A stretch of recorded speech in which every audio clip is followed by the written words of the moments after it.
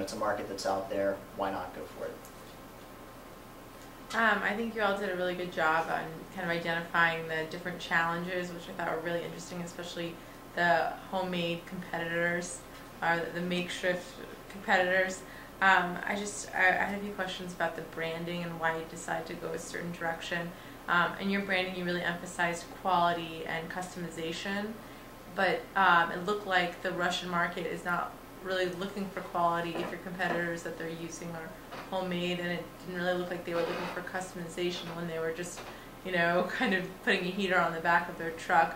So why do you feel like they'd use those, and then that brand would appeal to them? And then as far as tactics, if you're planning to sell just 6 or 7 of these a year, why do you feel that going online would be the right approach rather than trying to, maybe put that money towards taking potential clients out to lunch or building relationships via trips from your managers?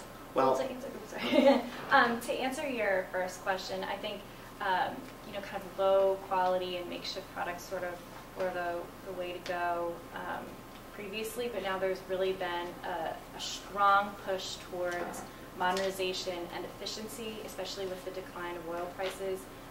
It's now about who's got the most high-tech equipment, who's got the most modern, who's got the cutting-edge technology. And fortunately, for Svalin, American products, especially in this industry, are considered just by nature high-tech and high quality. And previously, service companies or oil majors would sort of count in that they were going to have to buy spare parts to some of the products they were buying just because they knew it was going to break. Mm-hmm. And I think the entire market sort of fed with that, and that's kind of like the old way.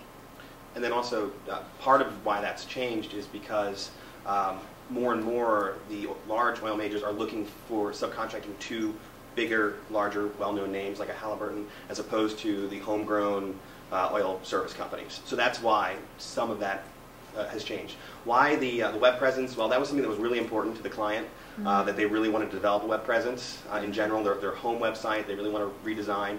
But then also, it's a relatively inexpensive approach. I think there'll still be some money left in the budget for lunches and dinners. But in general, it's a low-cost approach that could have, as they increase their ability to produce more than 8 a year, if they're doing that groundwork now to really get their name out there and be something that comes up as searches on the web are done, it could have longer-term payoff for a minimal investment there. I mean, I really think that one of the areas as far as the culture and the market analysis that you guys kind of hit was the trust factor and the uncertainty avoidance. And so maybe you might want to connect that building of the website to the trust factor, and that, it's a sign of credibility. I'm sure you guys didn't get the numbers on this, so this is not like, I'm not attacking you on it, but will you walk me through sort of the pricing structure and explain why you think that if they were going to sell them at $285 and you're saying you can get $500 for these remanufactured trucks, why would they, they're off $215,000 there. Well, I think some of that's coming from the education we're actually giving the client from our research. Did I cut somebody else off? They came in and they told us their target price was to sell at $300. They've estimated a highly customized product coming in around $180,000 in production costs. So that's where they were basing their $300,000, is there was already a very high margin built in. Our research has identified these remanufactured frac trucks that are nowhere near as customized at a much higher price point. So that's one of our key recommendations, is to raise the price. But do you think that has part of the reason why they're going into homemade trucks? I mean, if you jump at the $500,000, is the market going to evaporate?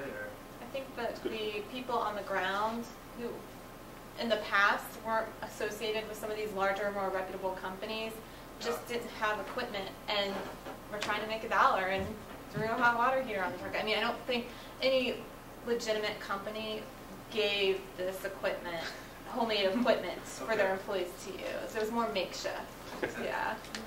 Well, one quick follow-up to it, was there any thought to go into, since you said you have this advanced technology that's going to do it, the frac, can you maybe make a system that then can be put on a truck in Russia? I mean, rather than ship the whole truck over, I don't see much difference in a Russian truck versus a U.S. truck? Yes. Basically, everything that you see in their customized truck, they expect to be able to fit in a 40-foot container and ship it. That's where we got our pricing. So yes, that would be an option. The customization is really beyond the truck that you see. A lot of where they're trying to go is in Siberia, where you need a tank. So what they're doing is they may be manufacturing a tank body that can receive their larger fracturing equipment and be placed on top. And then it won't be fully assembled, but it will be mostly assembled. Is their goal is to be able to put that all into the 40-foot truck. So that is definitely something we could So explore. it's kind of break in product. You have sort of the frac equipment and then whatever Right. carries it. Right, and that's really their differentiation, is that ability to take the frac equipment, which is very good and other people can make it, but highly customized for the specific environment. But to tie your two questions together, I think their huge competitive advantage is they can put this truck on any type of modality, so tank treads, skis, whatever, you know, an 18-wheeler if they want to. So a lot of these homemade frac trucks are probably being used, I would imagine, because, you know, they had a truck up there, they couldn't get anything else up there, so they turned what they had into a usable frac truck. You know, this is giving them better technology that they can get there from outside. Does that kind of make sense? It was an issue getting the equipment in. Hold on. Okay, thank you very much.